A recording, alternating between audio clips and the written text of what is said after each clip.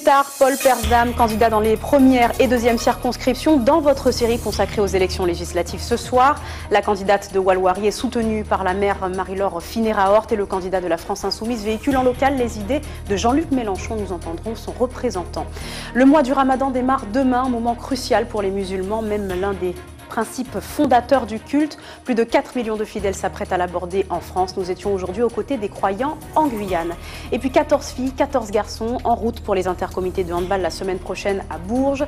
Les sélections de moins de 14 ans ont reçu leur billet d'avion à la CTG ce matin. Rencontre à suivre.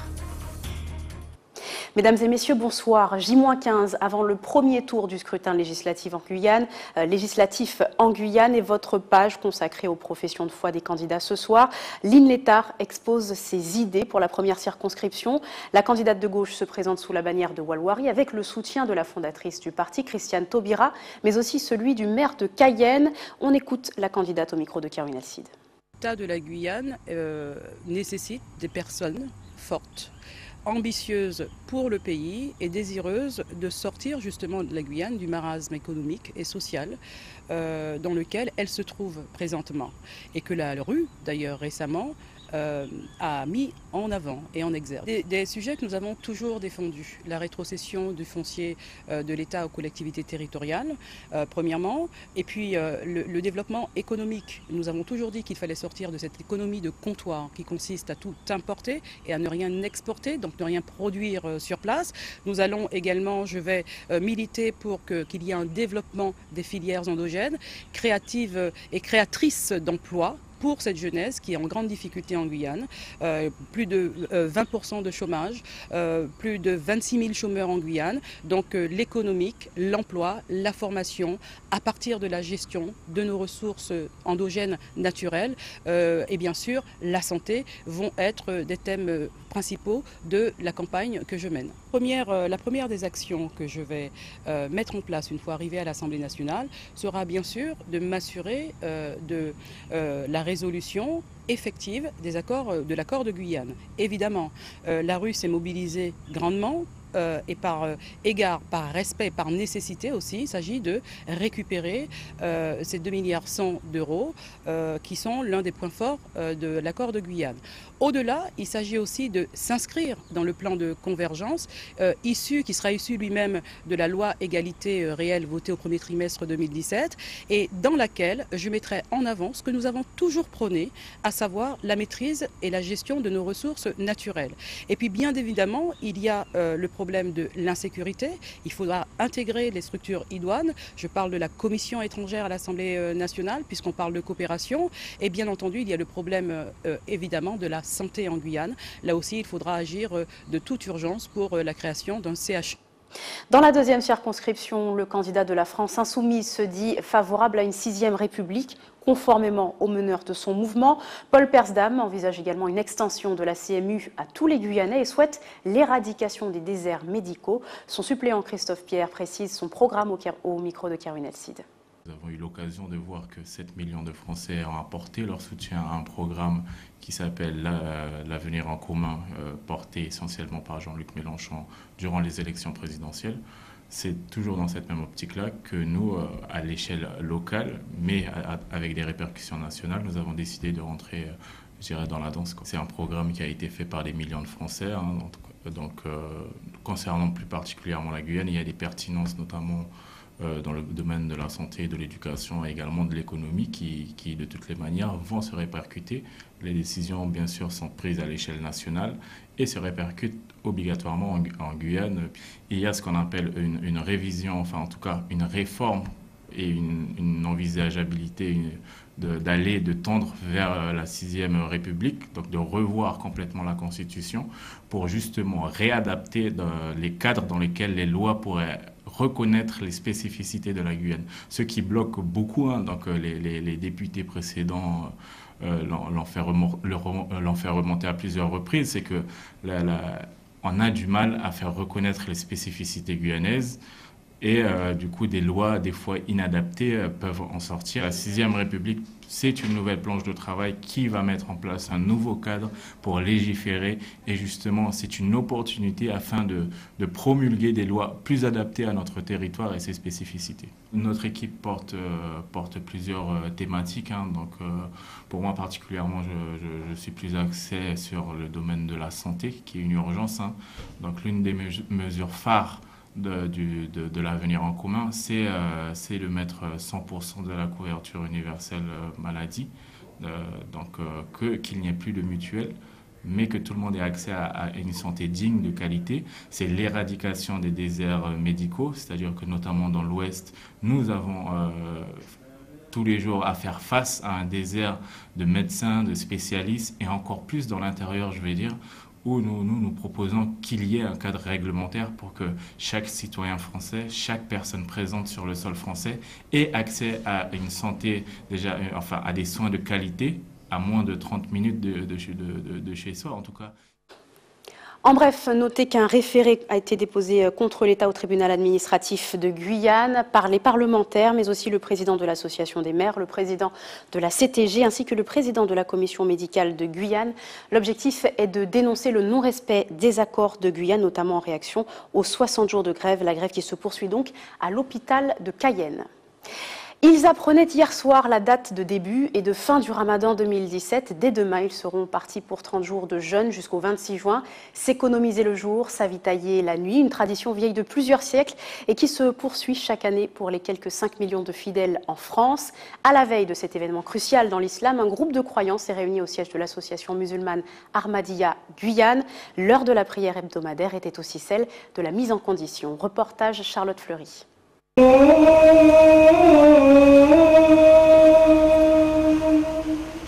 Il est 14 h à la salle de prière de l'association musulmane Ahmadiyya Guyane. C'est le moment de la prière hebdomadaire.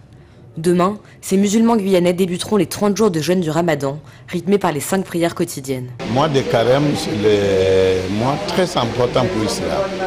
C'est là qu'il y a des charités, c'est là que c'est humainement, c'est là qu'il y a des calmes, il y a de grandes prières pour envers des créateurs. Parce que le remerciement créateur, les biens autres qu'il a fait pour nous, il ne faut pas tasser. L'islam, c'est la religion qui, humainement, pour partager, pour aimer, penser à créateur, penser au papa, ou maman, c'est l'éducation de la base.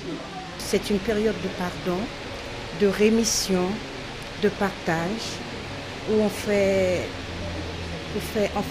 attention à tout pour ne pas pécher, puisque l'être humain est pécheur.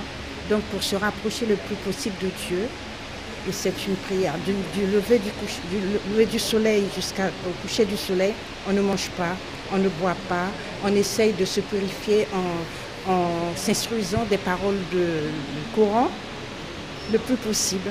Hier soir, ils apprenaient l'heure du début du Ramadan, qui n'est jamais la même d'une année à l'autre. Aujourd'hui, ils se disent prêts pour ce mois saint.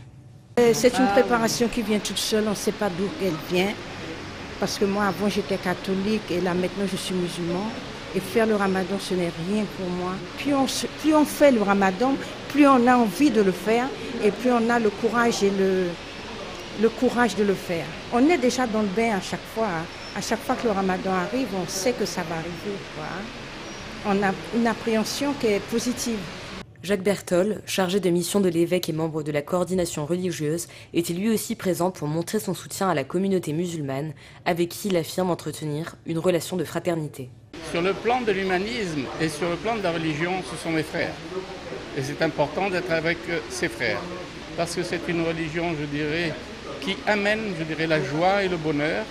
Et bien sûr, ça démystifie tout ce que l'on voit actuellement dans le cadre de l'islam, parce que ceux qui se prononcent au nom de l'islam dans les exactions qu'ils font, ce ne sont pas des musulmans. Pour moi et pour les Ahmadiyya, ce ne sont pas des musulmans. Cette année, la fin du Ramadan est prévue pour le samedi 26 juin. Et pour en parler, l'imam Mohamed Bacharat nous a rejoint. Bonsoir. Bonsoir madame. Merci d'avoir accepté notre invitation. La France compte environ 4 à 5 millions de musulmans. Avez-vous un chiffre pour la Guyane? En Guyane, on peut compter entre 1000 et 1500 adhérents. Mais c'est des chiffres qu'on ne peut pas être sûr parce qu'il y a beaucoup de personnes qui viennent de métropole et puis qui retournent en fait, des médecins, des professeurs et d'autres. Et qui ne sont pas forcément en lien voilà, avec l'association. Alors quand même, le ramadan, c'est en tout cas un mois de jeûne, de l'aube jusqu'au crépuscule, réservé aux adultes musulmans. À compter de quel âge est-ce qu'on peut considérer que quelqu'un est apte à faire le ramadan? Donc il n'y a pas d'âge prescrit ainsi, mais on dit que la personne doit être mature, l'âge de maturité. Il n'y a pas un nombre fixe et c'est l'âge de maturité. Par contre, il faut bien savoir que toute personne qui est en voyage ou malade, c'est les deux conditions que le Saint-Coran mentionne, il ne doit pas jeûner. Et bien sûr, toute personne qui est en dessous de l'âge de maturité, eux aussi, c'est pas pour toutes ces personnes. Voilà. On sait aussi que certaines personnes en sont exemptes, par exemple les femmes enceintes, car le jeûne peut s'avérer vraiment dangereux. Mais c'est l'un des piliers, l'un des 5 piliers de l'islam, les autres étant le fait de transmettre l'enseignement, la prière, le don aux pauvres et le pèlerinage au moins une fois dans sa vie à la Mecque. Mais c'est donc une obligation. En tout cas, c'est immanquable. Exactement. Pour les musulmans, qu'est-ce que cela représente pour vous? Il faut savoir que le mois de Ramadan, en fait, c'est un mois du calendrier musulman, le 9e mois, pendant lequel les musulmans jeûnent depuis, comme on l'a dit, depuis l'aube jusqu'au coucher de soleil. Et c'est surtout un mois, en fait, pendant lequel on a une sorte de purification que l'on fait de notre âme, pendant lequel on fait plus de prières, plus d'adoration, plus d'aumônes, plus voilà, tout ce qui est, déjà un musulman fait 5 fois la prière par jour. En plus de ça, voilà, il va faire des prières surérogatoires, des prières de nuit. Donc voilà, donc la récitation du Saint-Coran. En fait, c'est un mois très saint, très sacré pour les musulmans, pendant lequel nous essayons de changer notre vie. Et en sorte, c'est un mois qui est une préparation des 11 mois à venir, en fait. Donc c'est un temps spirituel extrêmement important donc pour les musulmans. Est-ce qu'on ne peut pas comparer quand même cette période de privation à celle du carême dans le christianisme et puis le Yom Kippour pour les juifs? Effectivement, vous l'avez très bien dit parce que dans le Saint-Coran, dans le 2e chapitre, verset 186, où il est mention du carême, Dieu dit que, voilà, je l'ai devant vous, ô vous qui croyez, le jeûne vous est prescrit, tout comme il a été prescrit à vos devanciers, afin que vous soyez à l'abri du mal ou que vous soyez dans la piété. Et donc voilà, donc le Saint-Coran mentionne très bien que c'est une forme ou c'est une continuité des jeûnes qui existaient déjà avant. Et chez nos frères chrétiens ou juifs, cela existe. Et voilà, c'est une continuité et d'une autre façon à peu près. Selon une étude IFOP datant de 2011, 70 à 80% des Français musulmans assurent respecter ce jeûne, un chiffre qui est en constante augmentation depuis 1960. L'étude révèle aussi que c'est une pratique autant religieuse que culturelle qui est respectée même par ceux qui ne croient pas ou ne pratiquent pas vraiment. Est-ce que cet événement garde aujourd'hui encore tout son sens? Très bien, c'est exact et c'est pour cette même raison que l'association Ahmadiyya pour demain, pour le premier jour du Ramadan, a organisé une journée de porte ouverte à partir de 17h où tous nos amis, frères et sœurs de Guyane qui veulent voir comment un musulman jeûne et aussi participer à la rupture du jeûne qui sera vers les 18h45. Donc plus tard on pourra donner nos coordonnées. Toute personne qui veut participer est le bienvenu. Donc c'est une porte ouverte qu'on fait pour toute personne qui veut voir voilà, comment les musulmans jeûnent. Et il y aura aussi bien sûr à la fin la rupture du jeûne organisée par l'association. Avez-vous l'impression que l'aspect culturel peut prendre le dessus quand même sur l'aspect spirituel et religieux dans cette période du Ramadan? Non, parce que l'aspect spirituel reste quand même primaire, parce que c'est la première chose vers laquelle on se tourne, c'est vers Dieu, vers la spiritualité, renforcer notre lien avec le Créateur. C'est la première chose vers laquelle on se tourne, donc je pense que l'aspect spirituel restera quand même toujours en premier. Dans un contexte où les attentats islamistes se multiplient dans le monde par des individus qui se proclament musulmans, récemment à Manchester en Angleterre, aujourd'hui ce jour même en Égypte, dans un contexte d'amalgame bien sûr aussi entre islam et islamisme, comment réagit la communauté musulmane? Oui, nous avons la communauté musulmane, Ahmadiyya, celle que je représente ici en Guyane, a toujours condamné dans le monde entier, à Manchester récemment. La communauté était présente là-bas au jour de vigile et puis pour les prières, etc., avec des panneaux « Amour pour tous, haine pour personne », le slogan de notre association un peu reconnu dans le monde. Et c'est vraiment avec ce slogan qu'on y va, en disant que voilà, ces personnes qui font ces actes au nom de notre belle religion n'ont rien à voir avec notre religion. Notre religion est une religion d'amour et de grâce. Chaque verset, ou chaque chapitre du Saint-Coran commence par « Au nom de Dieu, le gracieux, le miséricordieux ». Donc un Dieu, notre Créateur qui est gracieux et miséricordieux, comment est-ce possible qu'il peut nous ordonner de tuer quiconque? Il dit que si vous tuez une personne innocente, c'est comme si vous avez tué l'humanité entière. Vous sauvez une personne, la vie d'une personne, c'est comme si vous sauvez l'humanité entière. Ça, c'est la religion que nous croyons et que nous disons que voilà, ces gens le font au nom de notre religion, mais bien sûr qui n'ont rien à voir avec notre religion. C'est quelque chose dont on parle entre musulmans, en famille, c'est quelque chose que vous arrivez à évoquer entre vous? Je vous assure qu'aujourd'hui, je pense que la première réaction, dès qu'on entend un attentat, en tout cas pour moi, et que j'espère que ce ne soit pas encore un de ces fous qui proclame au nom de l'islam. C'est la première réaction. Je pense que c'est beaucoup de personnes qui aujourd'hui, parce que en fait, vous avez tout à fait raison, malheureusement, il y a des amalgames qui sont faits par des gens qui ignorent cette religion, et ici en Guyane encore plus, parce que voilà, il n'y a pas beaucoup de musulmans sur le territoire. Mais quand même, on a très peu de cas, comme je le répète toujours. On a de la chance en Guyane, on est dans un territoire où on est multiculturel, et je pense que déjà la marche avait bien montré comment l'unité existe. Et j'espère qu'elle restera à la marche du 28 mars. Voilà. Merci beaucoup. On rappelle quand même ce rendez-vous dont vous parliez tout à l'heure, demain, donc aux portes de l'association, porte ouverte. Porte ouverte à 17h. À 17h. Merci beaucoup Mohamed Bacharat d'avoir répondu à nos questions. On poursuit avec cet événement pour commémorer le cinquantenaire des massacres historiques en Guadeloupe. En mai 1967, après une série de grèves et de manifestations, des ouvriers, des lycéens, mais aussi des passants sont tués dans une répression sanglante par les CRS dits les képis rouges à Pointe-à-Pitre. Pour rendre hommage aux victimes et demander justice à l'État français, le mouvement d'Ubud pour mai 67 a tenu une série d'actions à Paris aujourd'hui, notamment une marche qui s'est achevée place de la République à 17h cet après-midi. Éric Dupuis.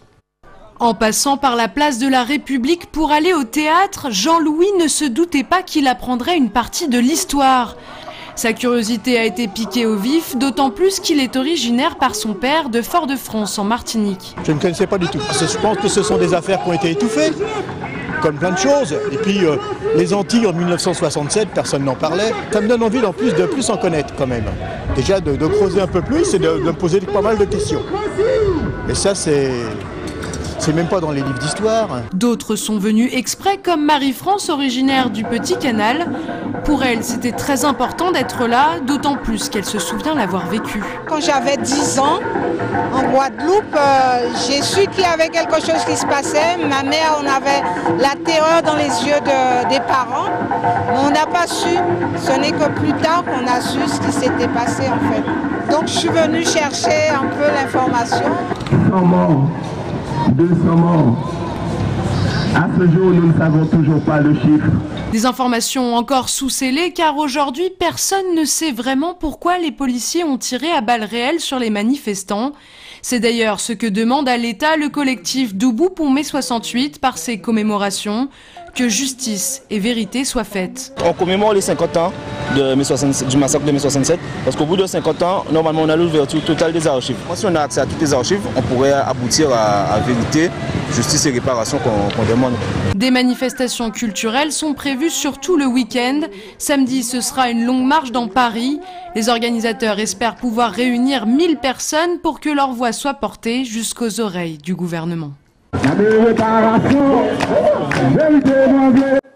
À vos agendas à présent pour ne pas manquer le documentaire ATV sur les événements de mars et avril dernier. 45 minutes consacrées au mouvement historique de Guyane, marqué par la fameuse marche du 28 mars. C'est à 20h dimanche soir. Avant d'en parler avec le rédacteur en chef d'ATV Guyane, quelques images.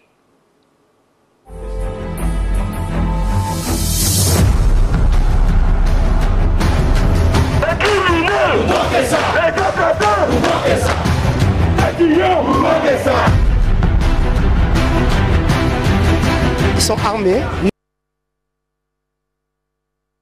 Alors, excusez-nous pour ce petit problème. Je vous propose quand même de revoir ces images. Donc, je vous le disais, un rendez-vous à ne pas manquer, ce sera dimanche à 20h sur ATV Guyane. Un reportage retraçant pendant 45 minutes les événements de mars et avril dernier. Retour donc sur ces images.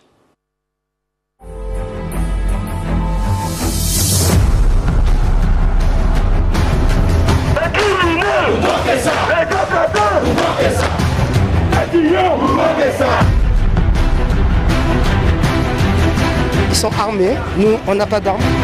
Nous pas venus pour faire des ordres, nous pas venus pour agresser les gendarmes. Il nous faut des milliards ici pour développer notre département. Faut qu'on décolle, bon Dieu. Un dialogue serein, républicain, à visage découvert. Leur priorité, c'est pas notre santé, leur priorité, c'est pas nos enfants, c'est pas l'éducation. Voilà, leur priorité, c'est que de lancer leur fusée. Nous font le point afin que le monde entier puisse voir qui nous sommes dans Guyane.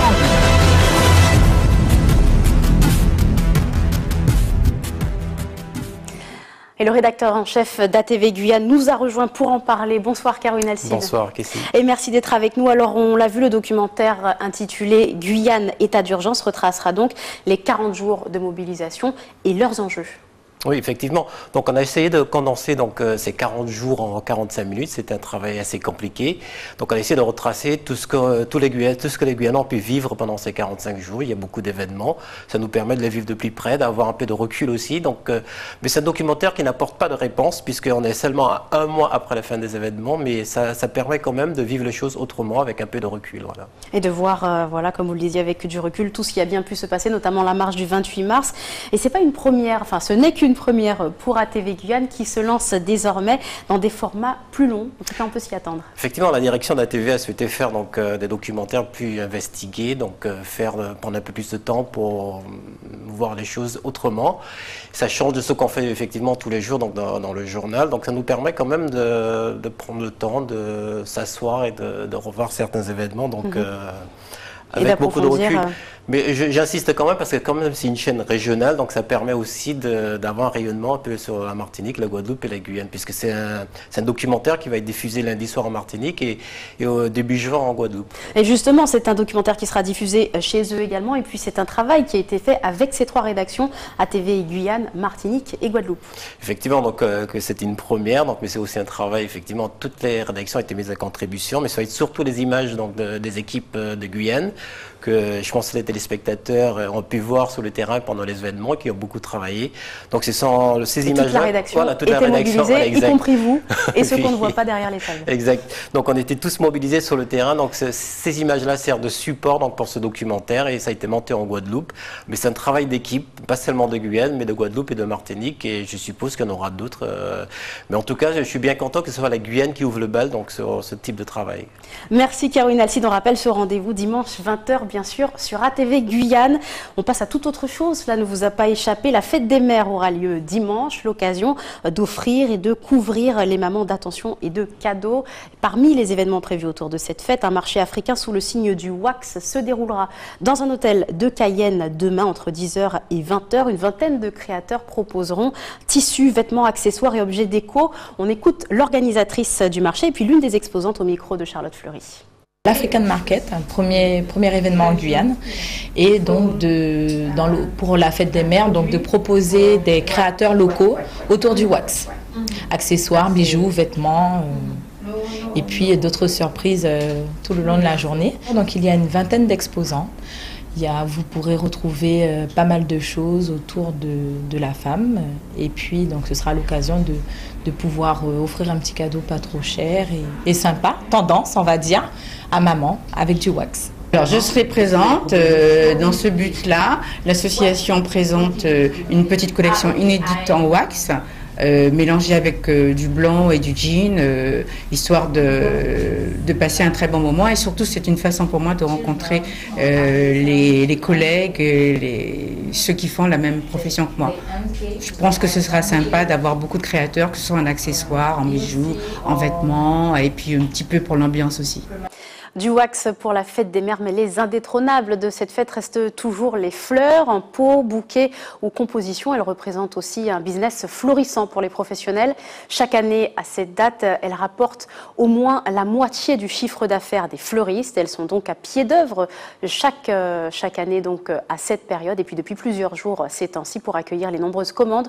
On écoute les préparatifs d'une commerçante interrogée par Natacha Maltaverne.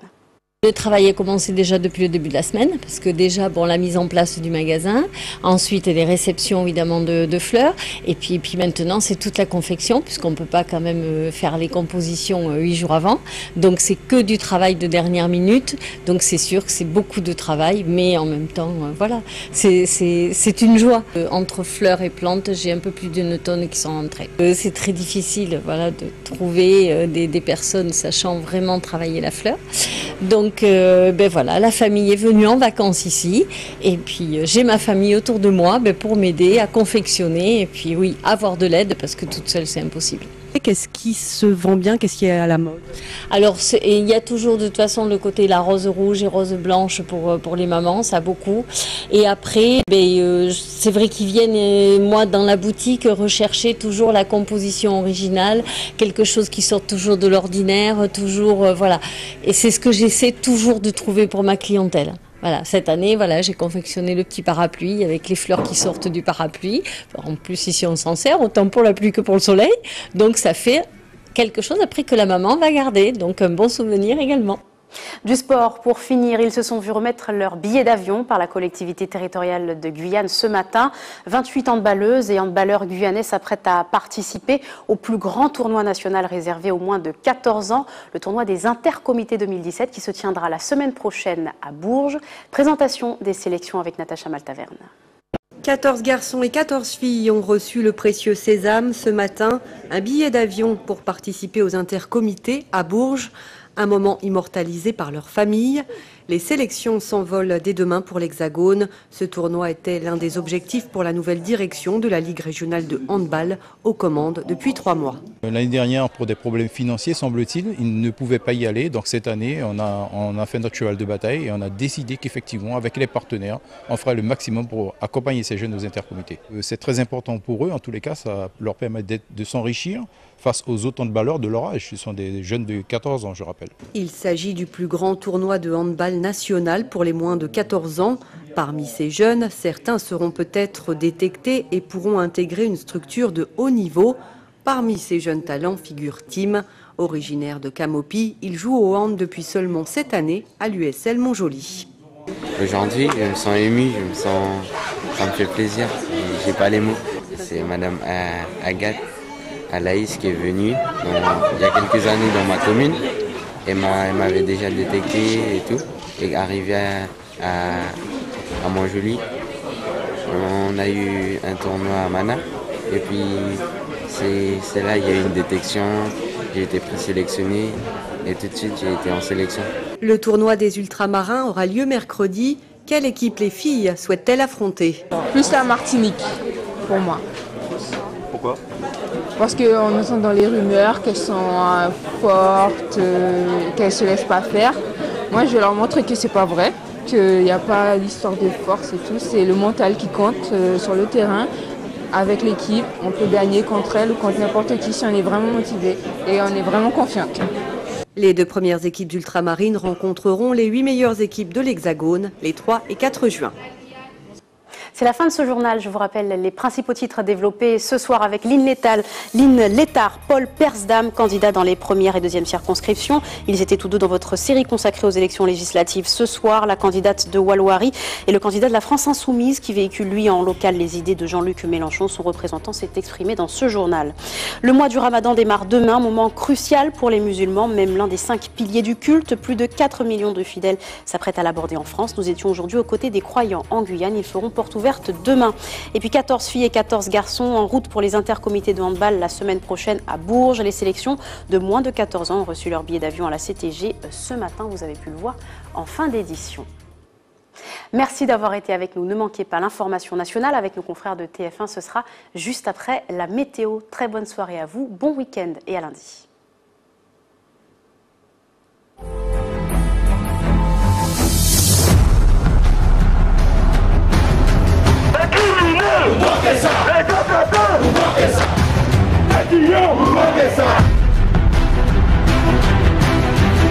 Ils sont armés, nous on n'a pas d'armes. Nous pas venus pour faire des ordres, nous pas venus pour agresser les gendarmes.